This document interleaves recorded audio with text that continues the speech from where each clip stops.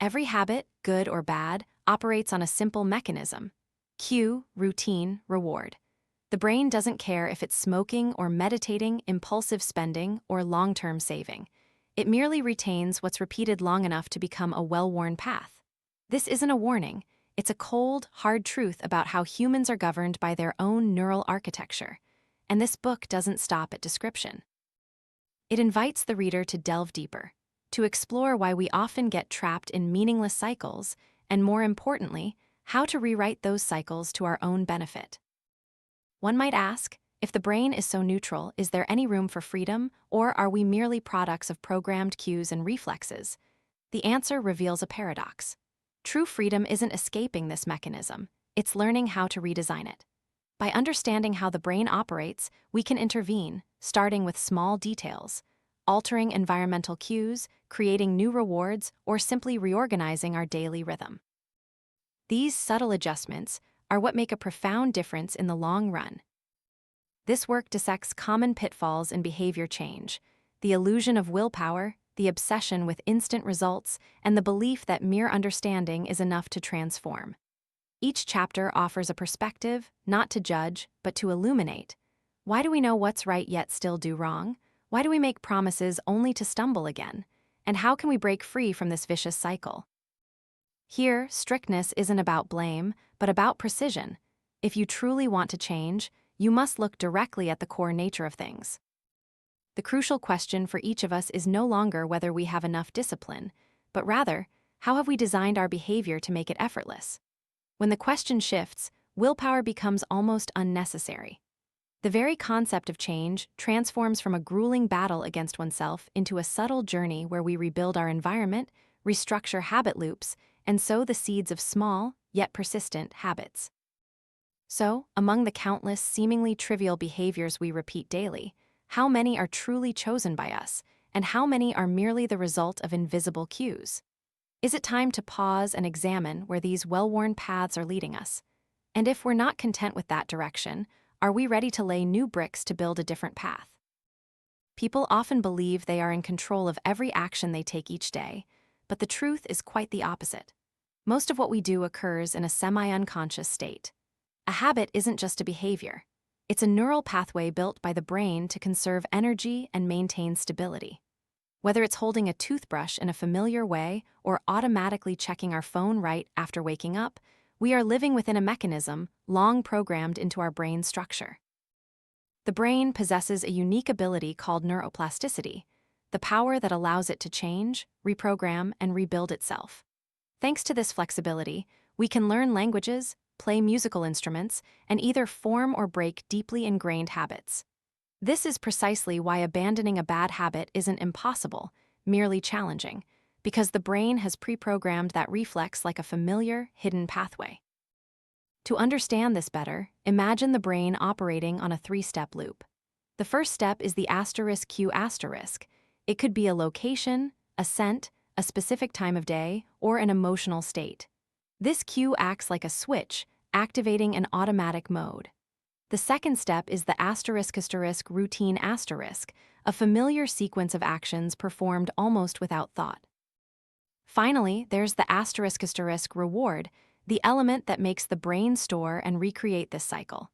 It might be a fleeting pleasure, a sense of relief, or some feeling of completeness. Dopamine is the key player maintaining this loop's rhythm. Each time a behavior brings pleasure, the brain releases dopamine, as if signing a contract. Do that again next time. This is why someone might continue smoking even if they no longer enjoy the taste. It's simply because the brain has stored the memory of past pleasure and compels the behavior to return. This mechanism also explains why we can so easily form detrimental habits but struggle immensely to break them. Scientists once experimented with rats, discovering the infralimbic cortex, ILC, a region of the brain that acts like a control switch. When on, it allows habits to operate. When off, it stops them, even if the habit's blueprint remains in memory. This suggests that even long-forgotten habits still exist, ready to resurface given the right conditions, much like how you can still ride a bicycle after years of not touching one. The brain's operation isn't solely about structure. It's also about neurochemicals. Dopamine drives repetition, serotonin maintains mood balance, while NPY and GABA regulate the switch between conscious and automatic modes. Therefore, even a minor chemical imbalance can send someone spiraling into self-destructive behaviors like addiction or relentless self-criticism. All of this leads to an uncomfortable truth. The brain doesn't distinguish between good and bad habits. To it, every habit is merely an energy-saving tool: smoking, exercising, or biting your nails. All are recorded and operated by the brain in the same way. It is our conscious mind that truly discerns what helps us grow and what drags us down. And the struggle to change a habit is, in essence, a battle between the conscious layer and the deeply rooted automatic neural pathways. The fundamental principle governing all this is the pursuit of pleasure and the avoidance of pain. The brain constantly makes choices based on these two opposing poles.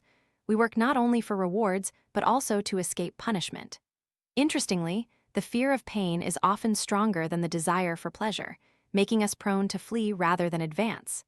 This is why many people only change when they've hit rock bottom, when their suffering has surpassed its limits. Yet the paradox lies in the fact that emotion often triumphs over reason. A smoker knows the dangers, sees the image of tar-blackened lungs on the packaging, yet still cannot resist the immediate pleasure of a puff. In that moment, reason falls silent, emotion prevails, and the habit loop is reinforced once more. Even seemingly irrational behaviors, like eating a greasy plate of fried food while trying to diet, are explained by survival instincts. The brain identifies food as an opportunity for survival. Regardless of its long-term harm, evolutionary mechanisms from millions of years ago remain imprinted, transforming a small mealtime decision into proof of how the brain prioritizes survival above all else. Therefore, to change, we cannot rely on flimsy promises or willpower. We must intervene with cues and rewards, disrupt the automatic cycle, or replace it with a new behavior that also brings satisfaction. A vacation in an unfamiliar place, for instance, can temporarily interrupt old habits because the new environment doesn't provide the same familiar cues. And it is from such openings that we can sow new habits. When we understand that the brain is a machine both rigid and flexible, we can re-examine our behaviors with different eyes. What we repeat isn't a sign of weakness or laziness, but the result of a neural mechanism programmed for survival. And, fortunately, that mechanism can be rewritten if we are patient enough, subtle enough, to change the cues, the routines, and the rewards. In the mysterious world of the brain, no behavior exists in isolation. Every habit is nurtured by a reward system the brain has long installed. That reward could be a piece of cake, the sense of calm from checking an inbox, or the reassurance of turning on a light before sleep. Sometimes the reward isn't physical. It's simply the absence of anxiety, a momentary alleviation of pain. This is why many habits persist even when we no longer find them enjoyable, because the brain simply remembers that the action once brought comfort. Researchers at MIT have discovered a unique mechanism. The brain stores entire habit scripts in a dormant state, ready to reactivate with just a small cue. You might abandon driving for years, but once behind the wheel, all familiar maneuvers return as if you'd never stopped. This explains why bad habits always lurk, just waiting for an opportunity to revive. If we observe more closely, the environment is a powerful trigger. A room, a scent, a familiar person can pull an entire chain of behaviors. For example, arriving home after work might immediately be linked to an evening glass of wine, not because the wine tastes better that day, but because the house itself is the starting cue. When the environment changes, like in an unfamiliar hotel, the chain of behavior is disrupted, and the brain is forced to operate in conscious mode in parallel with the new surroundings. Neurochemicals play a pivotal role in regulating this rhythm. Dopamine reinforces the loop, serotonin modulates the flexibility between habit and consciousness, and the endogenous opioid system accentuates feelings of reward and punishment. A deficit or excess of these chemicals can transform a normal behavior into an obsession, from eating and shopping to full-blown addiction. Statistics on depression, anxiety, or relentless self-criticism are all, to varying degrees, linked to dysfunctions within the system. All of this leads us to the principle of pleasure and pain. Freud once called this the fundamental drive of the mind, but in reality, it has existed since the time of Aristotle. The brain guides humans toward what is pleasant and away from what causes suffering. Notably, the brain reacts more powerfully to pain than to pleasure, as if prioritizing survival above all other desires. We are more prone to flee when sensing danger than to advance towards a good, yet distant, opportunity. And then another paradox emerges. Emotion often clouds reason. We know cigarettes are harmful, that too much sugar leads to illness, that procrastination ruins plans, yet we continue to give in to the emotional urge for immediate gratification. This urge is stronger than any logical warning when dopamine speaks. Warning posters or health lectures fade into insignificance. Consequently, time becomes an accomplice to habit. Humans focus more on the present than the future, because immediate rewards more easily activate the nervous system than distant consequences. A smoker thinks of the puff right now, not the illness years down the line. The brain doesn't prioritize vague future scenarios, it is drawn to immediate pleasure. The hard truth to accept is that we cannot rely on pure willpower, it depletes rapidly. The nervous system, however, is resilient, reinforced day by day, week by week, year by year.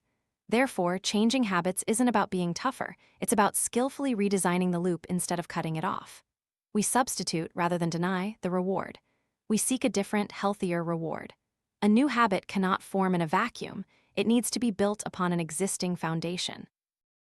Consider what happens after dinner. Instead of reaching for sweets, you turn to a corner of the table and open your favorite book. The cue, the end of the meal, is still there, but the routine and reward have changed. Reading might not trigger a dopamine surge like sugar, but it creates a sense of peace, a subtle kind of reward that the brain also registers if repeated long enough. The new loop replaces the old, and that is the core of the entire journey. The brain is both prisoner and key. It traps us in invisible loops, yet also grants us the power to redesign. Neuroplasticity is proof that we can rewrite our own story, not overnight, but through each small action, each changed cue, each adjusted reward. Understanding this mechanism, we stop blaming ourselves for lacking discipline or being weak. Instead, we begin to see ourselves as architects, learning to rebuild the pathways in our brain. And when a new loop forms, it doesn't just change behavior, it reshapes who we are little by little. Throughout life, each morning we wake up believing we freely decide every action: brushing our teeth, checking our phone, brewing coffee. But if you look closely, these aren't always conscious choices. They are sequences of behaviors pre-recorded by the brain, and we are merely walking along those well-worn paths. Habits are the interwoven result of physiology, psychology, and behavior, a subtle mechanism few notice. When we act, the brain releases chemicals that reinforce memory. Psychology creates a sense of urge, and thus, the behavior erupts seamlessly as if it never needed our permission. A behavior truly becomes a habit only when 3 conditions are met. It's repeated often enough, performed consistently, and firmly linked to an environmental cue. It doesn't need to be daily repetition, just regularity and consistency to forge the connection. From there, the next time the cue appears, the behavior automatically triggers. Without conscious prompting, we go to the gym in the morning not primarily for health reasons, but simply because the alarm clock means lacing up our running shoes. This is why the most effective leverage lies in designing the cue, routine, and reward. If you want to build a new habit, you can't rely solely on vague effort. You need to arrange for the right cue, link the behavior to it, and ensure the reward appears immediately afterward. If you want to read regularly, place the book right on your pillow. Let that image be the cue, read a few pages each evening. And the reward could be the feeling of peace that lulls you into sleep. Habits are both useful and risky. They help life flow more smoothly, conserving brain energy so our conscious mind can focus on important matters. We don't have to painstakingly remember each step of tying our shoelaces or engage in an internal struggle every time we brush our teeth. But the flip side is mechanization. When everything operates unconsciously, we easily lose flexibility, getting trapped in old ways. Habits can provide stability, but they can also confine us, like someone forever wandering a familiar maze without ever realizing the exit. Many people start new habits through coercion, forcing themselves to exercise, to diet, to meditate. But the truth is, compulsion doesn't last long. Willpower inherently depletes energy, while habit loops are sustained by neurochemicals. The result is that we give up halfway, blaming ourselves for being weak, without realizing that failure stems from working against the brain's natural mechanisms. If, instead of forcing ourselves, we design the right environment and cues, the brain will automatically handle the rest. Habits are like the rhythm of life. Some habits uplift us, making us resilient in the face of challenges, but others insidiously drain our energy and confidence. The difference lies solely in whether we are conscious of the cues and rewards. Only when we realize that a repeated behavior is merely the product of a linked chain can we intervene to change it. The most frightening habits aren't the obvious bad ones like smoking or excessive sugar intake, but rather the seemingly harmless neutral habits, scrolling through screens every evening, procrastinating on work with trivial tasks, or repeating self-critical thoughts in our heads. They don't cause immediate consequences, but over years, they subtly shape our personality and life. Habits are both survival tools and invisible shackles. Understanding this nature, we stop blaming ourselves for our weaknesses. Instead, we re-examine the loop. What is the cue? What is the routine? What is the reward? By dismantling each link or replacing it with a new chain, we can rewrite the rhythm of our own lives. Habits manifest not only through our daily actions, but also shape our body, intellect, and personality. To get a clear picture, habits can be categorized into 3 forms. Motor habits are all reflexes connected to muscles and the body. Walking, standing, running, sitting, balancing, jumping, exercising, or any movement requiring rhythmic coordination. This is the most mechanical layer, where the body becomes a tool of habit. Intellectual habits are more subtle. They are present in how we analyze data, construct arguments, ask questions, think logically, use language, and test hypotheses. Balancing finances, fixing a broken machine, or planning long-term goals are all expressions of this group. They both reflect existing capabilities and cultivate new ones. Character habits, on the other hand, touch upon deeper aspects. Honesty, gratitude, the ability to listen, maintaining a tidy home, managing time, preserving one's demeanor. These are not merely behaviors, but messages we send to the world about our inner values. Over time, character habits not only reveal who we are but also engrave and enrich that very person. Generations of scholars have pondered the question of how to build lasting habits. William James once outlined several core rules. Begin with enthusiasm, without hesitation. Persevere continuously to anchor the behavior. Arrange an environment that supports rather than hinders. Reward yourself so the brain registers the payoff. And finally, continue practicing even after the habit has taken root, for the more you practice, the harder it is to collapse. This sounds simple, yet the reality is harsh. A psychological study revealed that over half of people, precisely 54%, cannot sustain a change for more than 6 months. On average, a person tries to change the same thing about 10 times in their life. This demonstrates that sheer willpower isn't enough to prevail. There are subtle underlying resistances. So what holds us back? It can be divided into 3 groups. The first group comprises conscious factors. We know we lack confidence, believing we're not strong or disciplined enough. We avoid conflict, fearing rejection or failure. We've become accustomed to enduring, thinking retreat is better than trying and suffering pain. These are the clear voices we hear every time we contemplate change. The second group consists of more dangerous unconscious factors. They are deeply hidden. We don't even realize they are limiting beliefs sown since childhood. I can't. I'm not worthy. It's a fixed mindset that sees ability as immutable, where failure proves inadequacy. It's also old wounds from memories, turning new experiences into obsessions. This unconscious mind is like an underground current, silently shaping every reaction. The third group involves environmental factors. Sometimes it's simply a lack of practical knowledge. Sometimes it's overwhelming responsibilities that make us lament having no time. Perhaps we're a big fish in a small pond, comfortable in our safe zone, feeling no need to change. Or perhaps the environment is too negative, stifling growth, or the surrounding society is stagnant, mocking every effort to rise. The practical implication is clear. To build lasting habits, we must simultaneously influence physiology, psychology, and environment.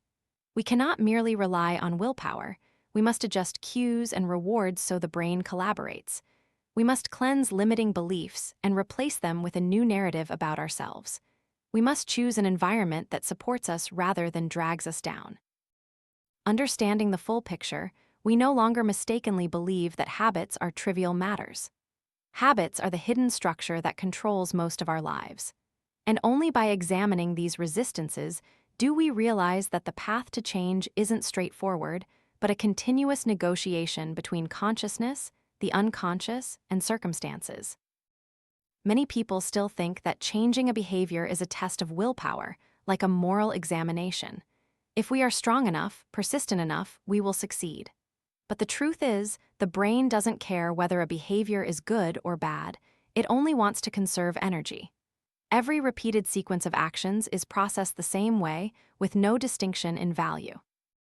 This may sound cold, but it's precisely what explains why a habit can both propel us forward and hold us back, depending on how it's shaped. The brain operates in two modes. On one hand, the ** conscious mode **, where we make deliberate choices, analyze, and decide. On the other, the ** automatic mode **, where established habits operate almost without control. Neurotransmitters act as conductors, connecting these two modes. Dopamine signals rewards, maintaining balance, while norepinephrine prepares the body to react. This coordination transforms behavior into a reflex and simultaneously grants us the ability to intervene when needed. At the heart of this ability to intervene is neuroplasticity. The brain is not an immutable machine. It can be reprogrammed. Repetition not only deepens old pathways, but can also carve out new ones if we intervene correctly. Therefore, change doesn't begin with empty promises or coercion, but with specific adjustments, changing cues, arranging rewards, and redesigning the environment. When these pieces shift, the entire behavior loop shifts with them. Let's look at accumulation. Good or bad habits both follow the principle of compound interest. A small behavior, when repeated hundreds of times, creates colossal results. Exercising 20 minutes a day might seem to make no difference today, but a year later, it transforms your health. Eating a donut every morning seems harmless, but months of accumulation will leave a distinct mark on your body. Even neutral habits, not necessarily bad, but not adding value either, also carry an opportunity cost. They occupy space, taking away time that could have been used for better habits. This reveals a paradox. Harmless isn't necessarily harmless. A neutral behavior, repeated over and over, still erodes opportunities for growth. Reading tabloid news every evening instead of a profound book doesn't harm us immediately, but it's a silent trade-off, and over years, these small trade-offs accumulate, shaping who we become. From here, the path to change becomes clearer. There's no need to wait for a major event or a drastic push. Small, repeated adjustments are enough to alter the brain's map. For the brain has no concept of good or evil, it only has the concept of familiarity. And familiarity is what shapes destiny. People often ask, if the brain is so neutral, can we truly believe we can change?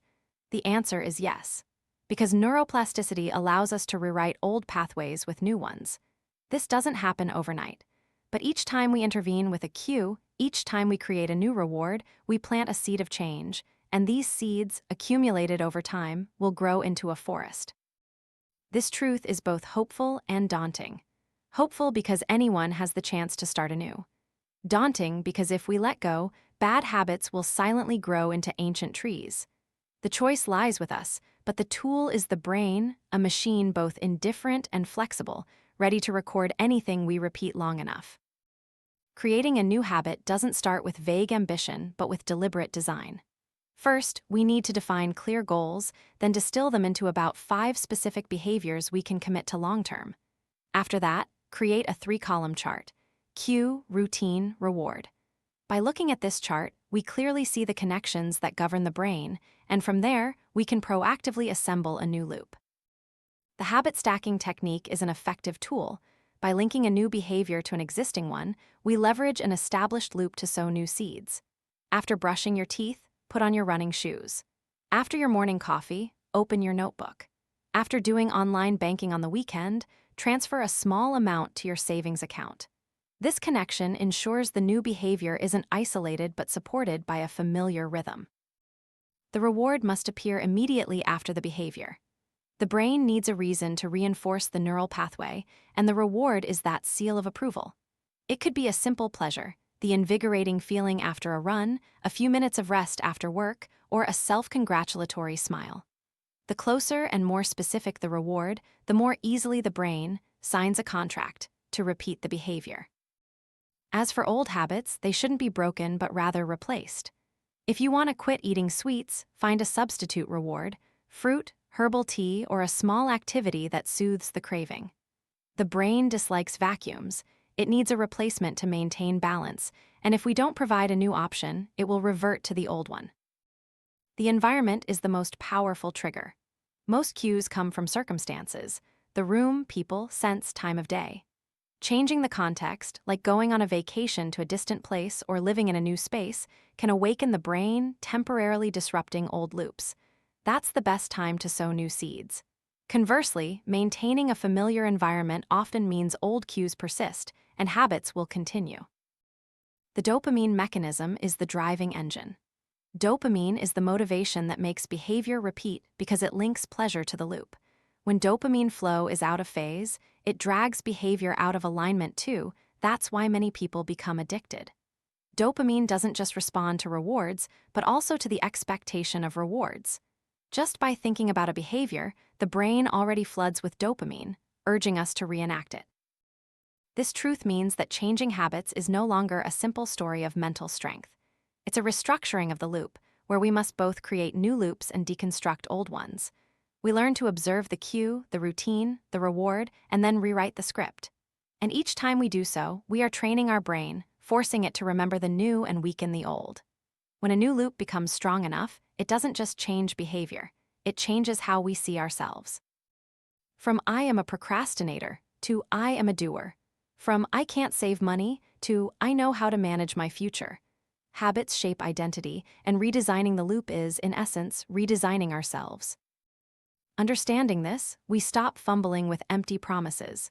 Instead, we step into the role of an architect, patiently redrawing the habit loops in our brain. And it is this patience, through each cue and each reward, that will create lasting, not temporary change. People often mistakenly believe that willpower is the core of all change. They think that if they are persistent enough, tough enough, they can break any habit. But it is commitment that is decisive, not fleeting willpower. Willpower can blaze intensely in a moment of inspiration, only to die out after a few days. Commitment, however, is the thread that pulls us back, even when the novelty has worn off, when the behavior becomes boring or tiring. This is the paradox. Motivation alone is insufficient to sustain a behavior. Only systems and accountability keep it alive. When we commit to ourselves, and even to others, we build a framework, a structure that compels the brain to automatically return to the old loop. Publicly declaring a commitment also creates accountability, transforming change from a personal desire into something tied to honor, reputation, and relationships. Habits, by their nature, are mental tricks to conserve energy. Once accustomed, we no longer have to strain our minds. Willpower isn't depleted.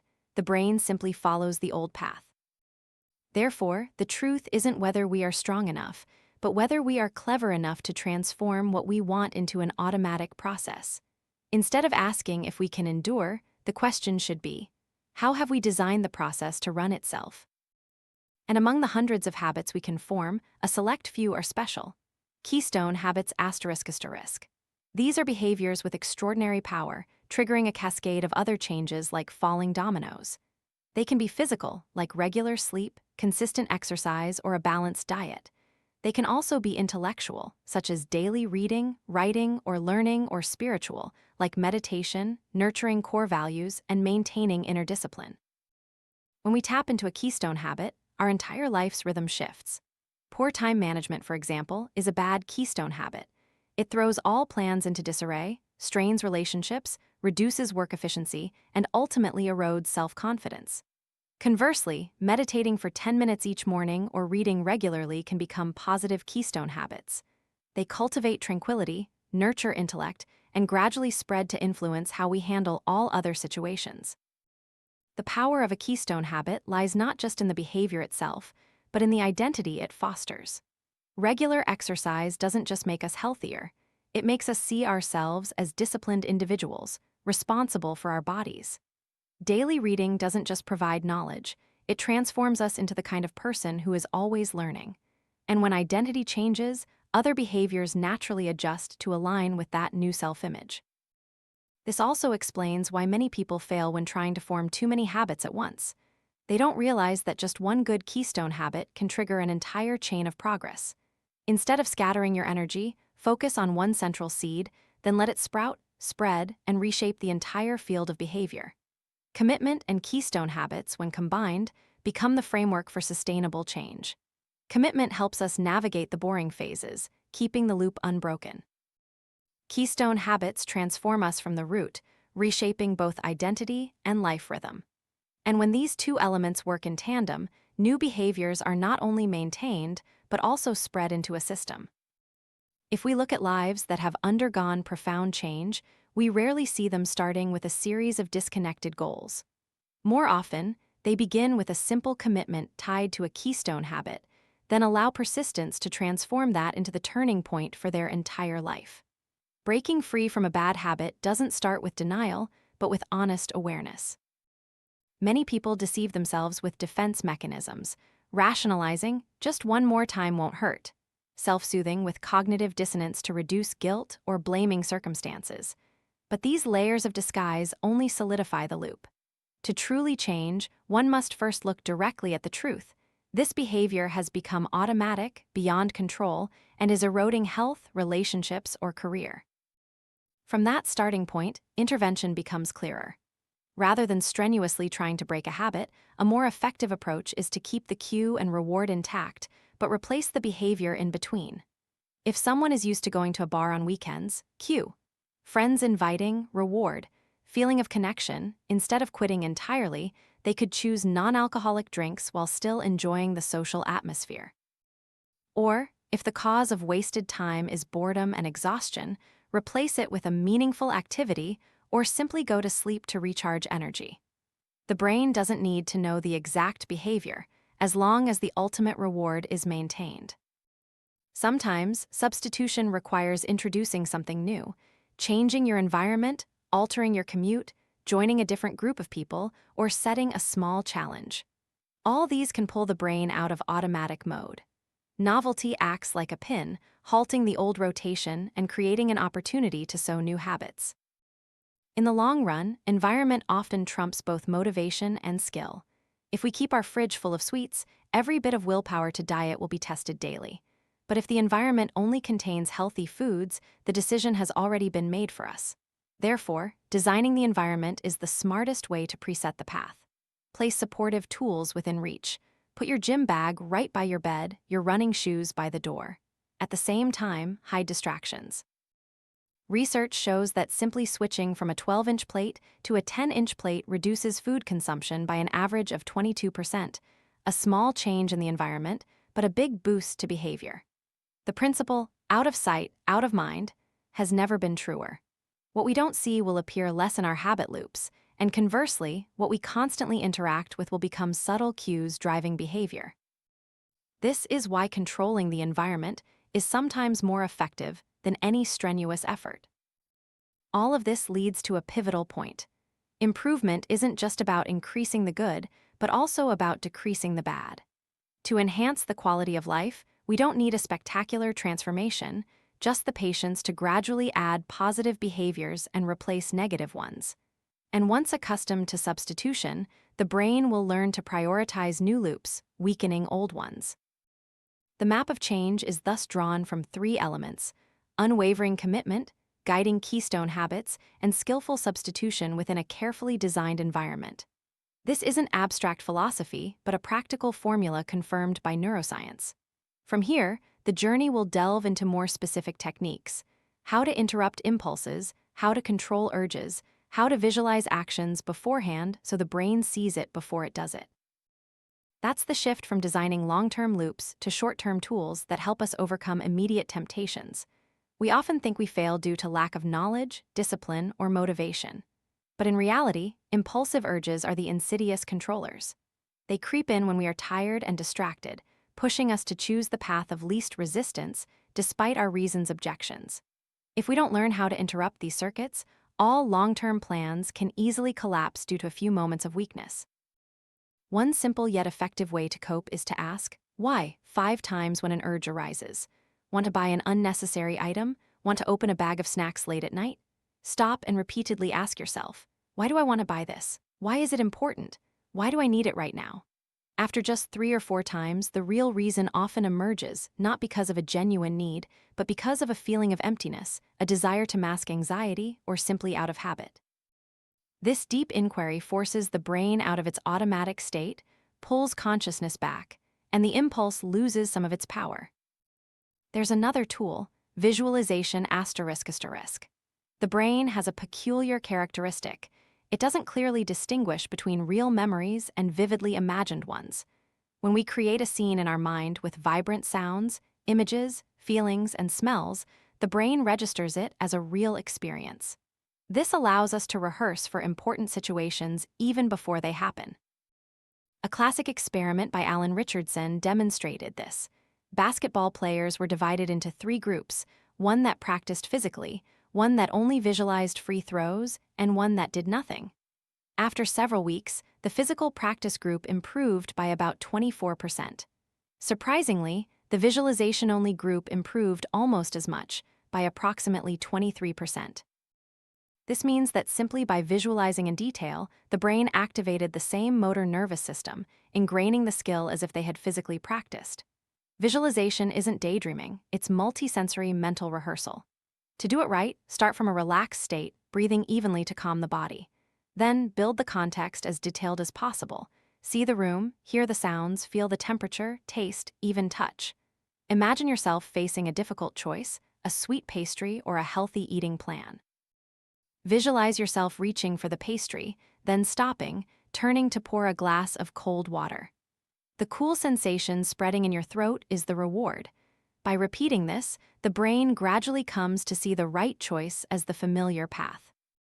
The power of visualization lies in expectation and emotional familiarity.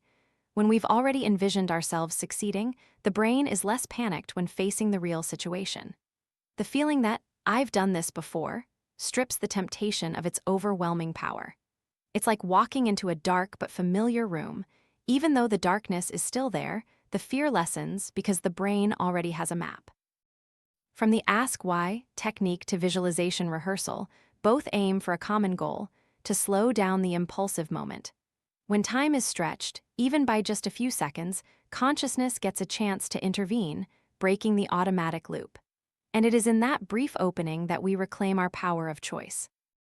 These tools don't promise immediate transformation, but they pave the way for change, like laying the first brick on a long road.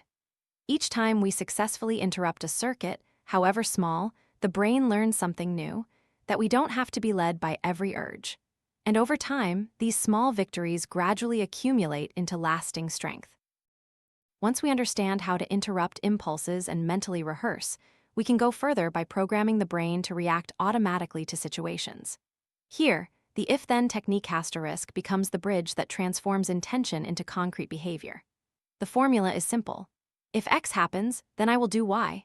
This might sound overly obvious, but it's precisely this clarity, specificity, and predetermination that prevents the brain from internal debate in crucial moments. There are 2 main applications. First, to promote desired daily behaviors. For example, if I wake up at 6:00 a.m., then I will drink a full glass of water. If I arrive home, then I will immediately open the book on my table. By attaching a new behavior to a familiar cue, we make it an extension of an old habit. Second, to prevent risky situations.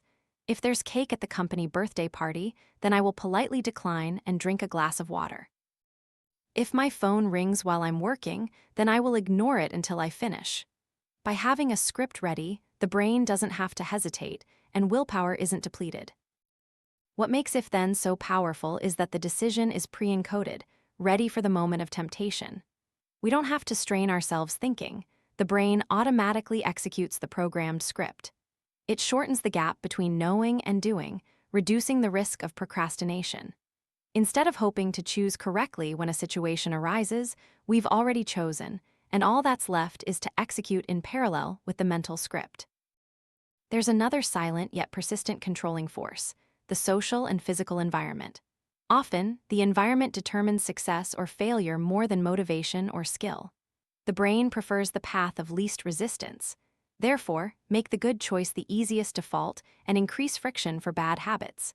The physical environment can be designed very specifically. Place running shoes by the door, a water bottle on the table, hang a reminder note in a visible spot. Simultaneously, hide or remove temptations like sweets from the pantry, turn off phone notifications, change your route to avoid tempting familiar places. Research shows that simply switching from a 12-inch plate to a 10-inch plate reduces food consumption by an average of 22%. A small change in space can have a major impact on behavior. The social environment is even more powerful. We often hear that you are the average of your 5 closest friends, and this is no coincidence. The people around us shape norms, influencing how we see ourselves. Having an accountability partner, someone you make promises to and report progress to, will increase the likelihood of sustaining a habit. Joining a workout group, a book club, or a meditation group also creates positive momentum. And sometimes, simply leaving an old, negative group is enough to free us from a bad cycle. The key is to remember that habits don't form in a vacuum, they take root from contextual cues. Therefore, changing the context is the way to intervene at the root. If you want to write regularly, create a dedicated writing corner. If you want to eat healthier, reorganize your kitchen space. If you want to reduce dependence on your phone, keep it out of reach when you go to bed. These techniques asking, why to control impulses, detailed visualization to train the brain, if, then to pre-program responses, and designing the environment as a hidden controller, all aim for the same point: to create an opening for consciousness to intervene and make the right choice the easiest default. This is a natural progression from replacing behaviors within the loop, moving beyond just long-term design. We also have specific short-term tools to handle temptations as soon as they arise. And when these short-term techniques coordinate with the foundation of commitment and keystone habits, we possess both layers of the system: long-term and immediate tools. Many people embark on a journey of change with great enthusiasm, but after just a few weeks, the flame dies out. They don't realize that failure isn't due to personal weakness, but to design flaws in their approach. Understanding brain mechanisms and psychology is one thing, transforming that understanding into sustainable behavior is another. This misalignment often stems from subtle, ingrained errors we unknowingly carry. One of the biggest mistakes is relying on willpower for long-term change. Willpower is like fuel in a small tank. It can flare up powerfully, but quickly depletes. Relying on it to sustain new behaviors is like trying to cross a desert with a tiny lighter. Instead of believing in the strength of willpower, we need to assume willpower doesn't exist. This forces us to design behaviors that are truly small and to use our environment as an ally. Place a glass of water on the table to remind you to drink. Keep running shoes by the door to avoid overthinking. Delete distracting apps instead of trying to resist them. The next mistake is making a leap instead of taking small steps. The mind loves spectacular images: losing 10 kg in a month, finishing a book over the summer, a complete transformation in a few weeks. But the illusion of big wins distorts strategy. The brain doesn't operate by dramatic overhauls, it accumulates small pieces. Sustainable change is like building a bridge brick by tiny brick, not leaping across an abyss.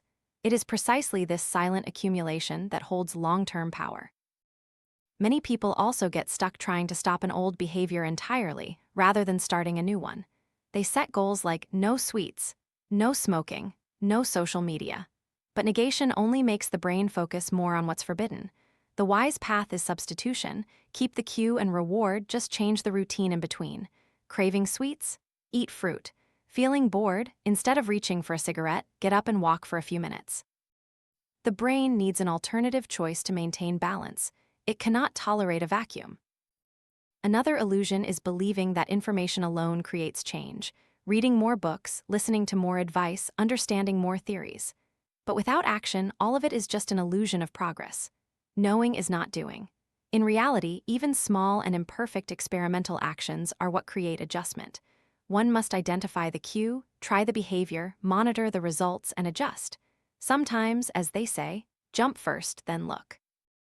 Real-world interaction will teach us more than theory ever promises. Another common trap is setting goals for forever change. It sounds grand but easily overwhelms us.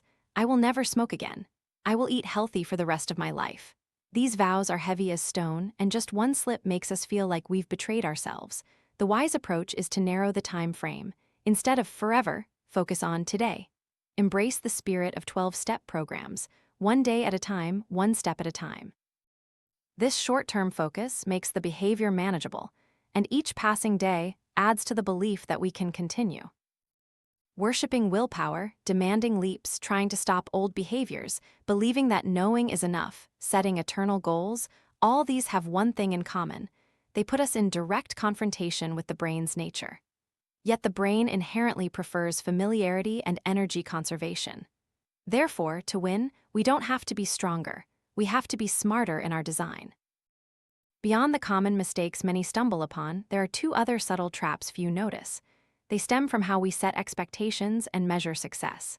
The first mistake is *** result obsession, neglecting the ritual. People often set specific goals, lose 10 kg, finish a book, master a skill. But new goals don't create new results, only a new lifestyle can. If we only fixate on the destination, we easily overlook the path. And when results don't come as quickly as expected, motivation plummets. Instead, we need to focus on daily rituals. 15 minutes of running, 20 minutes of meditation, 30 minutes of reading or learning. These consistent rituals are what create true change, and more importantly, they form identity. We are no longer someone * trying to run. We * become * a runner. No longer someone who * wants * to write. We * become * a writer. The second mistake is * disregarding small accumulations *. Many believe that if an action isn't big enough, it holds no value. They overlook the truth that the brain and life operate through compounding. One workout session might seem to make no difference today, but 10 sessions, 100 sessions, that creates a profound difference. Small but consistent is power, like water eroding stone, like compound interest. Small steps are the seeds of big changes. Therefore, build the behavior first, and the results will follow naturally. From these mistakes, we can deduce a series of corrective keys. First, * don't idolize willpower *. Don't put yourself in a position where you have to fight your instincts every day. Instead, manipulate your environment so that good behaviors become the easiest default. Want to drink more water? Place the bottle right in front of you. Want to reduce social media time? Log out of apps or keep your phone out of reach. The environment is the decisive framework, not willpower. Second, build brick by small brick ***. Think of building a house. No one puts the roof on first, they lay bricks one by one. Changing behavior is the same. Start with behaviors that are easy, don't require much effort, but are maintained consistently. These small bricks will gradually accumulate into a solid wall. Third, * prioritize rituals and short-term tracking *. Don't fantasize about distant results. Look at what you're doing today, this week, this month. Repetition and consistency are the true measures of success. Like a musician who doesn't aim for a grand performance from the start, but practices each scale, each small movement until it's fluid. It is daily rituals that transform a beginner into an artist. In summary, failure in change isn't due to personal inadequacy, but to faulty design. When we understand this nature, we can adjust the blueprint, abandoning illusions about willpower, dramatic leaps, or instant results. Instead, we build a system from small behaviors, consistent rituals, and a supportive environment. At that point, change is no longer an internal battle, but a natural, step-by-step process that is certain and sustainable. And when the design is right, the brain will cooperate instead of resisting. Change will no longer be a burden, but become the new rhythm of life. Every journey of knowledge concludes at a certain point. But that stopping point isn't an end. It's an invitation to open a new chapter. What has just been shared isn't merely techniques or formulas, but a different perspective on the very operational structure of human beings. When we understand that habit is a product of cue, routine, and reward, we realize that freedom lies not in rejection or resistance, but in the ability to redesign. If one core idea can be extracted, it's that the brain is impartial. It only remembers what is repeated. Thus, every small choice, repeated long enough, will become destiny. And therefore, change is not a spectacular leap, but a chain of silent accumulations, from a glass of water instead of a can of soda, from 10 minutes of meditation in the middle of the day, from putting the phone out of reach. These small behaviors gradually create a profound transformation. Thank you for patiently listening and accompanying me to the end of this journey. Your presence is proof that humans are constantly seeking, constantly wanting to understand themselves more deeply, and that, in itself, is a step towards transformation. I hope that after closing these pages, you will take a few minutes to share your thoughts, ratings, or comments about the book. Each feedback is not only a token of appreciation, but also a source of inspiration for future conversations to become richer. And if you have other books you'd like to hear about, please suggest them. Those suggestions will open new journeys where we can once again analyze, reflect, and learn together, for knowledge never closes. It only continuously transforms through how we approach and contemplate it. Thank you for listening, and until next time.